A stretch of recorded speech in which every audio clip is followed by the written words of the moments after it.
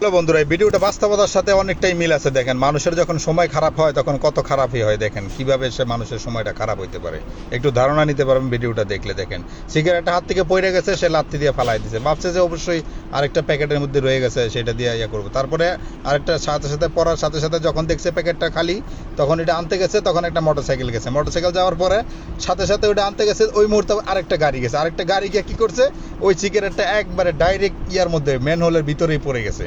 এখন তো আর কোনো অপশনই নাই তার কাছে খালি, তখন গাড়িটার মধ্যে একটা চাকা দিয়ে মারছে। তারপর আবার ব্যাগে আসতে চাইছিল, খাম্বার সাথে গিয়ে খাইলো একটা ঠুসা খাইয়া কি করবো, আর সে চলে গেছে। তারপরে চিন্তা করতেছে এখন কি করা যায়, খাওয়া কি দেওয়া লাগছে, পেটে খাইতে হবে।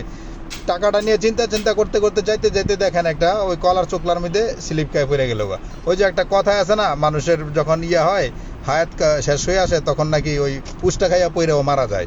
ওই তার ঘটনাটা এরকম হয়েছে আর কি। দেখেন, তারপরে যাই হোক, ওই টাকাটা দিয়ে একটা খাবার কিনছে, বিস্কুট কিনছে, রুটি কিনছে, কিনা খাইবে। এই মুহূর্তে দেখে ছিঁড়তে গেছে, হাত থেকে গেছে পইরা। দেখেন নাই, হাত থেকে পইরা যাওয়ার পরে আবার আরেকটা লোক তাকায় রয়েছে। তখন চিন্তা করছে তাকায় রয়েছে, এখন কেমনে খাই, মানুষের সামনে তো আর খাওয়া যায় না।